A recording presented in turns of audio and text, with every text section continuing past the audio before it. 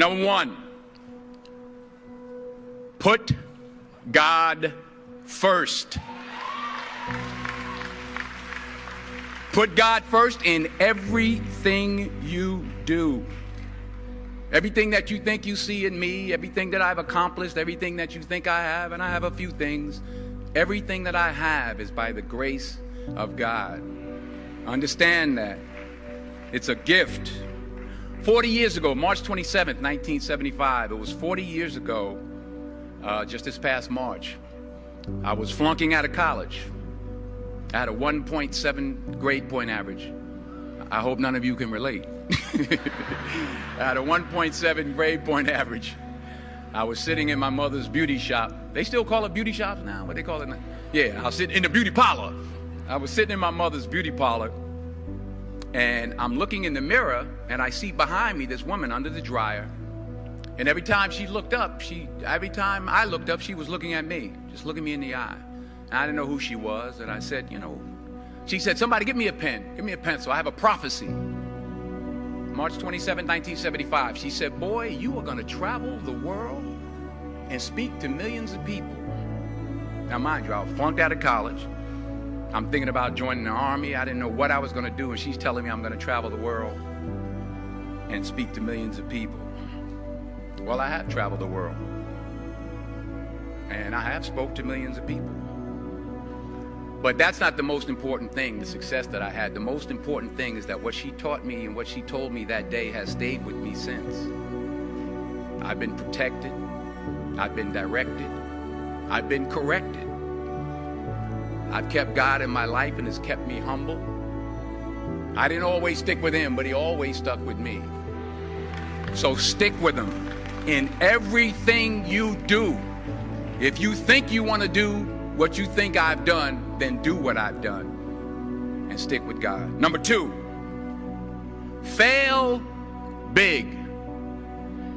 That's right. Fail big. Today is the beginning of the rest of your life, and it can be very frightening. It's a new world out there. It's a mean world out there, and you only live once. So do what you feel passionate about. Take chances professionally. Don't be afraid to fail. There's an old IQ test, was 9 dots, and you had to draw 5 lines with a pencil within these 9 dots without lifting the pencil. The only way to do it was to go outside the box. So don't be afraid to go outside the box.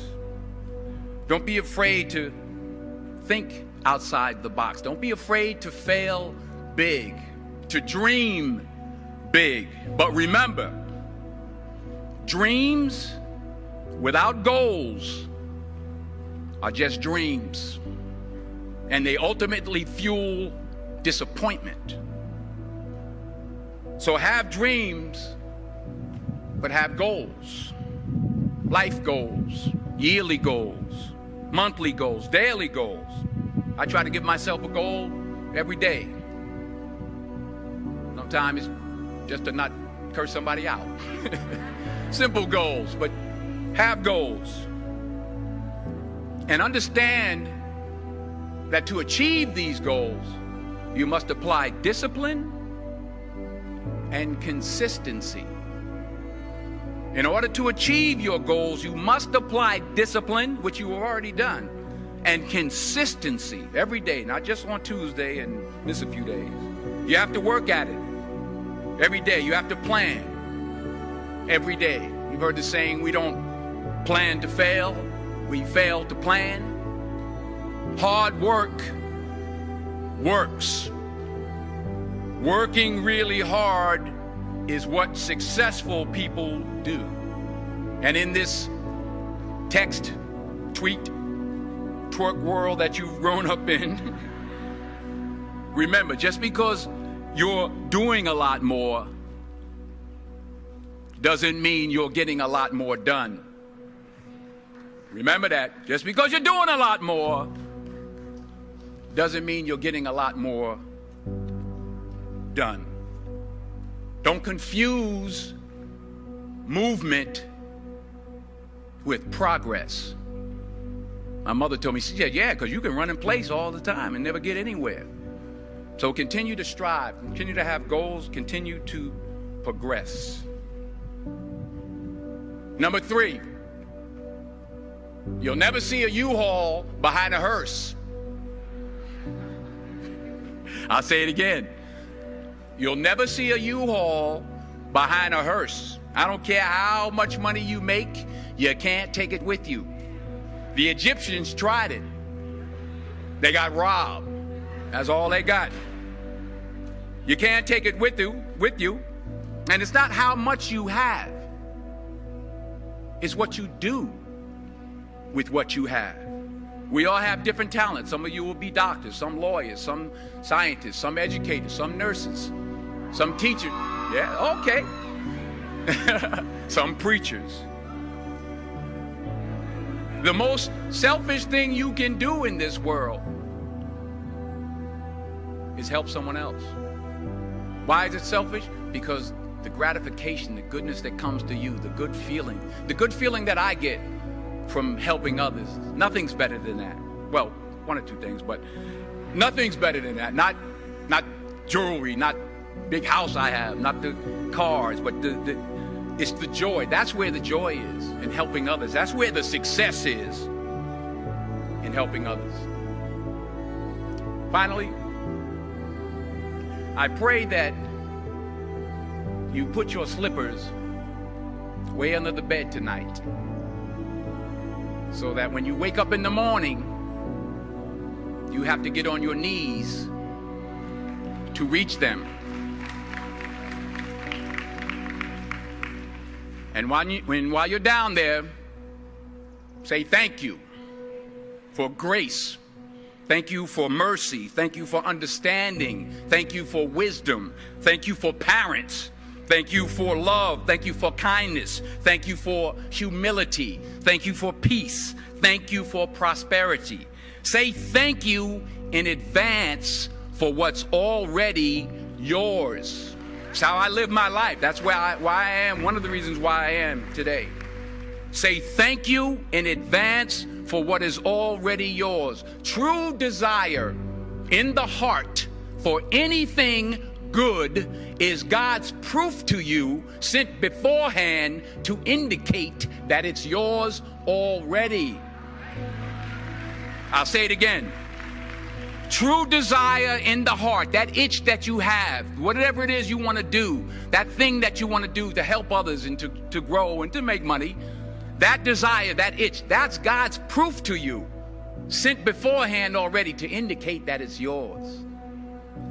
And anything you want good, you can have. So claim it. Work hard to get it. When you get it, reach back. Pull someone else up. Each one, teach one. Don't just aspire to make a living. Aspire to make a difference. Every failed experiment is one step closer to success. You've got to take risks, and I'm sure you've probably heard that before, but I want to talk to you about why that's so important. I got 3 reasons, and then you can pick up your iPhones. First, you will fail at some point in your life. Accept it. You will lose. You will embarrass yourself. You will suck at something. There's no doubt about it. And I know that's probably not a traditional message for a graduation ceremony, but hey, I'm telling you, embrace it, because it's inevitable. And I should know. In the acting business, you fail all the time. Early on in my career, I auditioned for a part in a Broadway musical. Perfect role for me, I thought, except for the fact that I can't sing. So I'm in the wings, I'm about to go on stage, but the guy in front of me, he's singing like Pavarotti. He's just, and he's just going on and on and on. And I'm just shrinking. I'm getting smaller and smaller. So they say, oh, thank you very much, and you'll be hearing from us. So I come out with my little sheet music, and it was Just My Imagination by The Temptations. That's what I came up with. So I hand it to the accompanist, and she looks at it and looks at me and looks out at the director and is like, all right. So I start, I'm going to sing. I'm like, it's just my imagination once again, and then coming away with me. And I'm not saying anything, so I'm thinking I'm getting better. So I start getting into it. It was just my imagination. Running. They say, oh, yeah, thank you. Thank you very much, Mr. Washington. Thank you. So I assumed I didn't get the job. But the next part of the audition, he called me back. The next part of the audition is the acting part of the audition. So I'm like, hey, okay, maybe I can't sing, but I know I can act. So they pair me with this guy, and again, I didn't know about musical theater. And musical theater is big, so they can reach everyone all the way in the back of the stadium. And I'm more from a realistic, naturalistic kind of acting where you actually talk to the person next to you. So I don't know what my line was. My line was, well, hand me the cup. And his line was, well, I will hand you the cup, my dear. The cup will be there to be handed to you. I said, oh, okay. Well, should I give you the cup back? Oh, yes, you should give it back to me because you know that is my cup and it should be given back to me. I didn't get the job. But here's the thing. I didn't quit. I didn't fall back. I walked out of there to prepare for the next audition, and the next audition, and the next audition. I prayed. I prayed, and I prayed. But I continued to fail, and fail, and fail. But it didn't matter, because you know what? There's an old saying, you hang around the barbershop long enough, sooner or later you're going to get a haircut. So you will catch a break, and I did catch a break. Last year, I did a play called Fences on Broadway. Someone talked about it. Won the Tony Award. And I didn't have to sing, by the way. But here's the kicker. It was at the Court Theater. It was at the same theater that I failed that first audition 30 years prior. The point is, and I'll pick up the pace, the point is every graduate here today has the training and the talent to succeed. But do you have the guts to fail? Here's my second point about failure. If you don't fail, you're not even trying. I'll say it again. If you don't fail, you're not even trying. My wife told me this great expression. To get something you never had, you have to do something you never did. Les Brown's a motivational speaker. He made an analogy about this. He says, imagine you're on your deathbed, and standing around your deathbed are the ghosts representing your unfulfilled potential. The ghost of the ideas you never acted on. The ghost of the talents you didn't use. And they're standing around your bed, angry, disappointed, and upset. They say, we came to you because you could have brought us to life, they say. And now we have to go to the grave together. So I ask you today, how many ghosts are going to be around your bed when your time comes? You've invested a lot in your education, and people have invested in you. And let me tell you, the world needs your talents. Man, does it ever. I just got back from Africa like 2 days ago, so if I'm rambling on, it's because I'm jet lagged. I just got back from South Africa. It's a beautiful country, but there are places there with terrible poverty that need help. And Africa is just the tip of the iceberg. The Middle East needs your help. Japan needs your help. Alabama needs your help. Tennessee needs your help. Louisiana needs your help. Philadelphia needs your help. The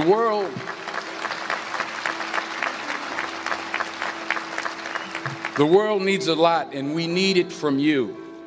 We really do. We need it from you young people. I mean, I'm not speaking for the rest of us up here, but I know I'm getting a little grayer. We need it from you, the young people, because remember this. So you got to get out there. You got to give it everything you got, whether it's your time, your talent, your prayers, or your treasures. Because remember this, you will never see a U-Haul behind a hearse.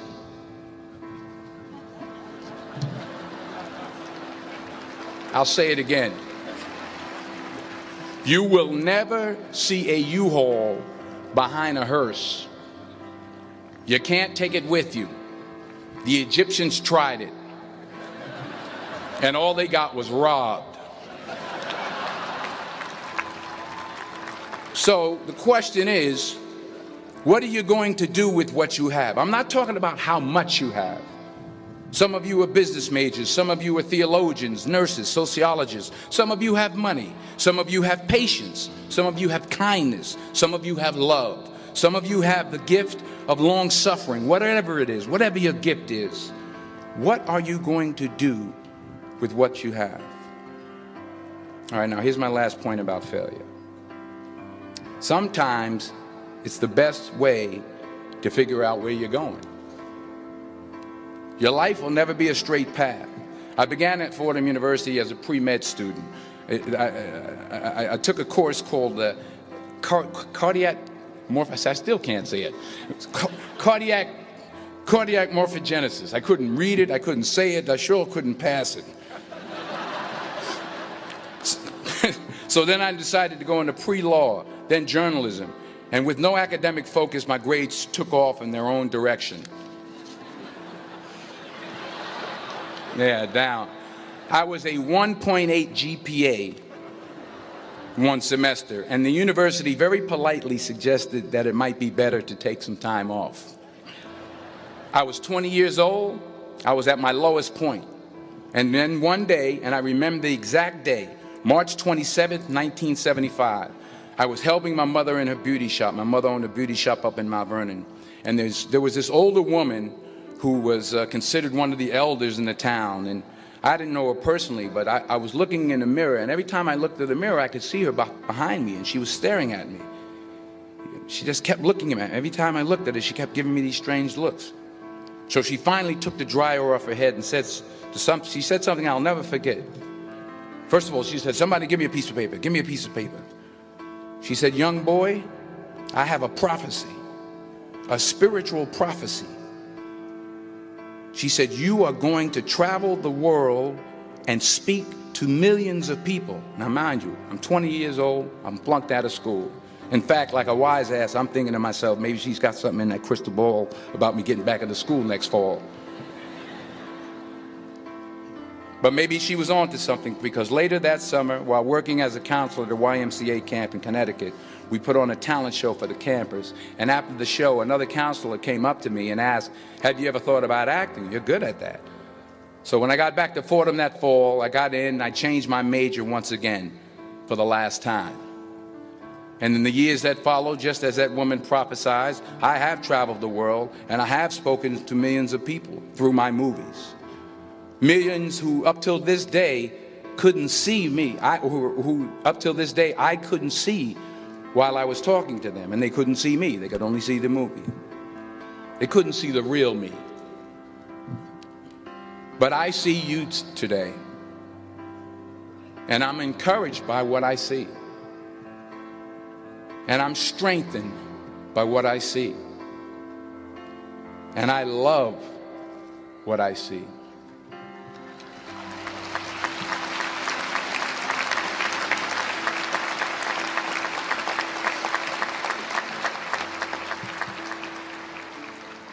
One more page, and I'll shut up. Let me conclude with this one final point, and actually the president kind of brought it up. It has to do with the movie Philadelphia. She stole my material. Many years ago, I did this movie called Philadelphia. We filmed some of the scenes right here on campus. Philadelphia came out in 1993. Most of you were probably still in diapers. Some of the professors, too. But that cracked me up. But it was a good movie. Rent it on Netflix. It's a good movie. Rent it. I get 23 cents every time you rent it, please. Rent it. True. Parents up there, rent it. Netflix, please. Tell your friends too. It's about a man played by Tom Hanks who's fired from his law firm because he has AIDS. He wants to sue the firm, but no one's willing to represent him until a homophobic ambulance chaser lawyer, played by yours truly, takes on the case. In a way, if you watch the movie, you'll see everything I'm talking about today.